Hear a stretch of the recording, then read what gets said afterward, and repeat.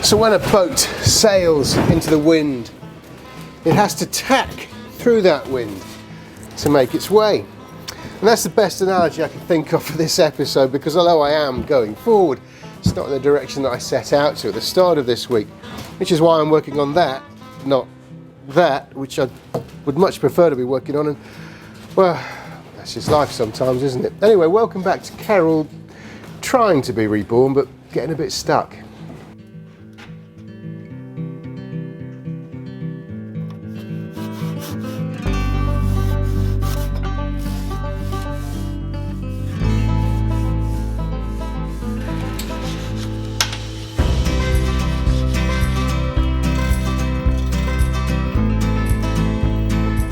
So welcome back to Carol Reborn, and what is turning out to be a disaster of a day. This is the lower of the two bow timbers, the 4 foot, and pretty much overnight. You see the size of those cracks, splits, shakes, checks that have opened up in this timber. The integrity of the fibres, and we're seeing this check opening up, and as you can work out straight away that such an important piece of timber as this that faces the ocean has to be as near to perfect as possible, and I can't carry on with it. Biggest issue for me is I've just got on such a roll. That's boats, eh? So a day later, and I shot up to East Brothers to get a new timber cut. What I thought I'd do is I'd put the old bow timber on so they can understand exactly the job it has to do. Great guys, taking the time to look at it, understand it, and they're going to cut me a new piece. But in the meantime, I have to tell you that there's nothing to brighten the mood of something like this happening. The spring has finally broken after months now. Just it seems constant rain. There's catkins on the trees and the bulbs are bursting open. That cheers a man up.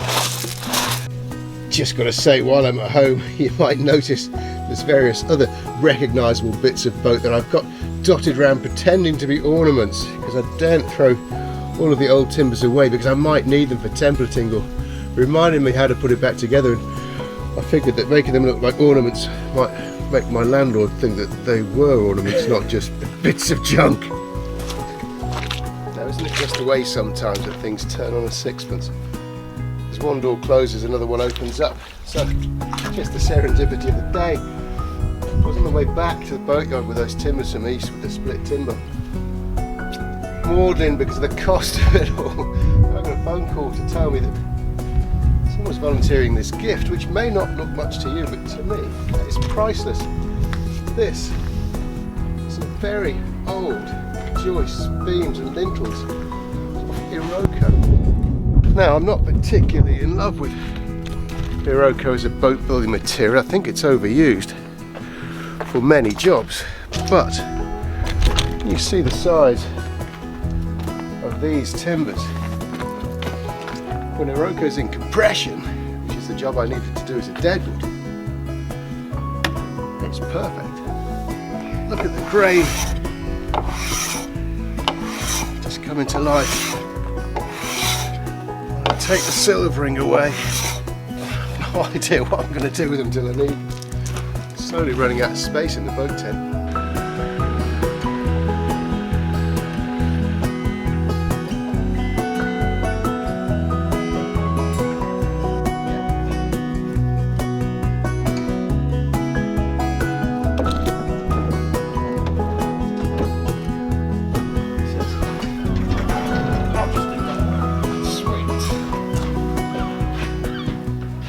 I've even removed the trip hazards there.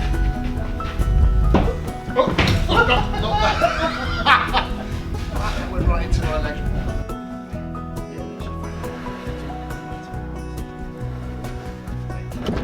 We're just going to introduce you to these people, because you hate that, don't you? So you may have seen Matt's face around being the star that's helped me do so many things like this through the show so far. Matt is the manager here at the Haven Quay, and absolutely priceless. Thanks, bud. You hate that. I know you hate that.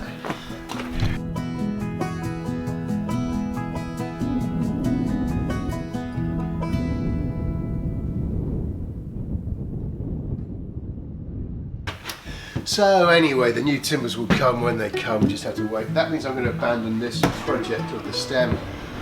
So for me now, it's back to the stern timbers.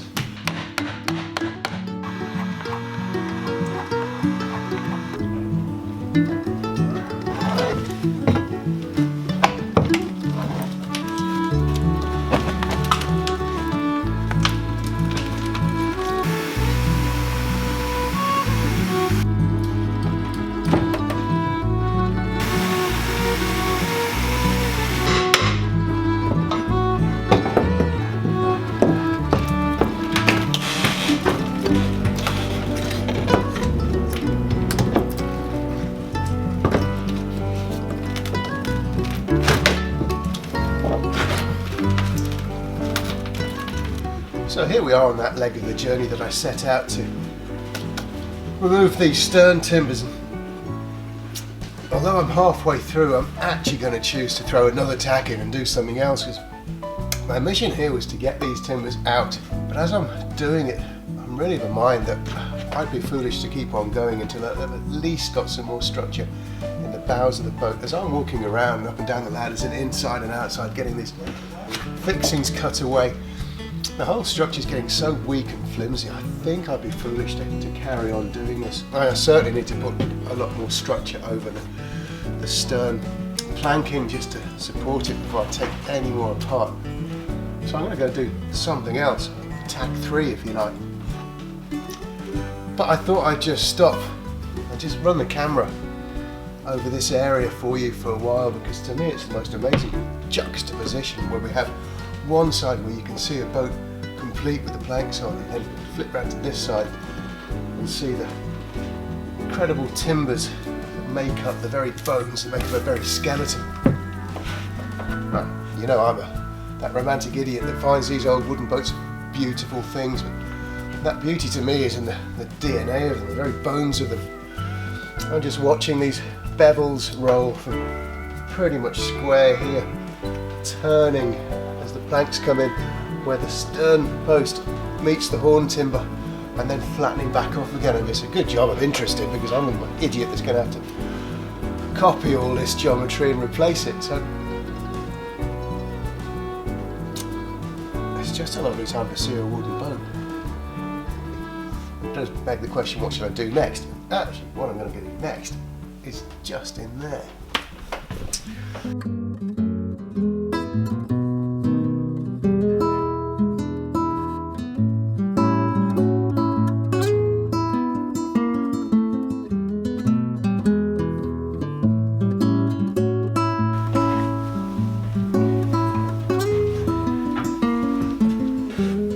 So, tack 3.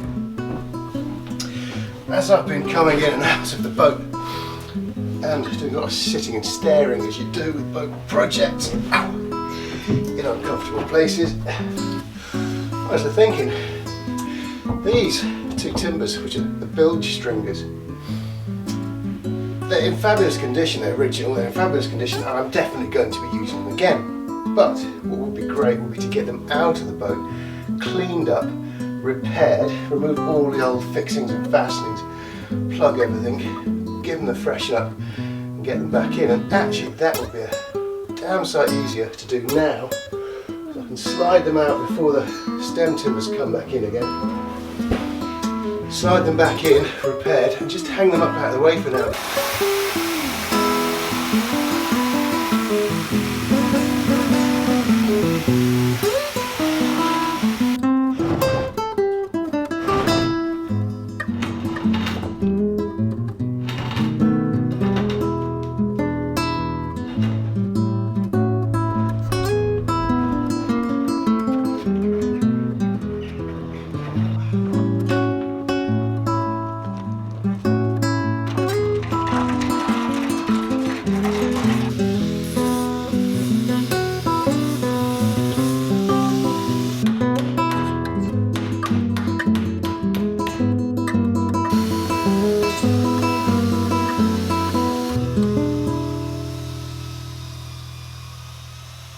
So this first bilge stringer is cleaning up an absolute treat. It's beautiful wood. I can see by the colour, and I know the weight of it, that it's Douglas fir. There's nothing else quite like that.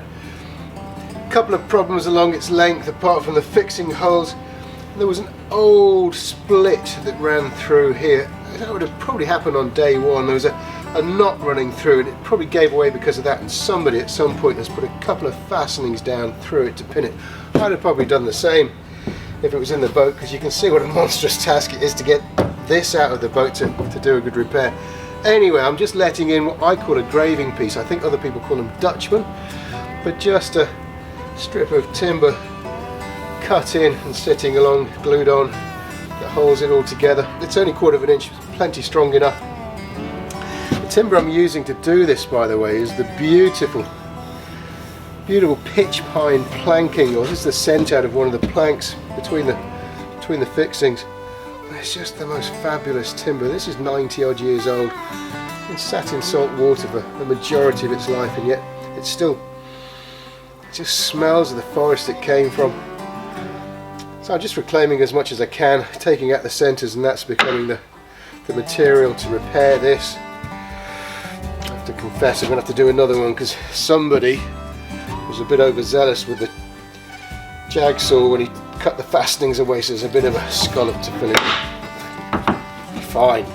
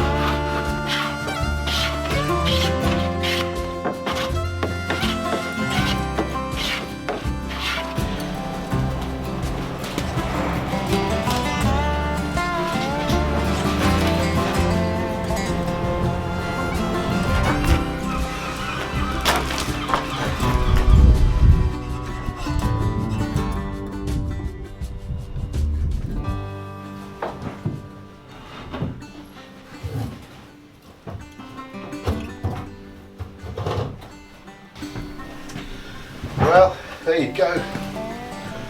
That wasn't the plan for this episode, but it's a job that needed doing. Obviously it's another one to strip, but good to see these back home. Well, not home, in position. I'll leave them hanging here out of the way while we're framing. They'll go down, well, it'll be a long time before they go back home. I'll get them painted up while they're here.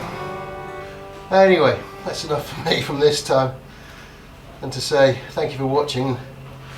Hope to see you again on Carol Reborn. Well, now I'm back here, I might just have a little snooze.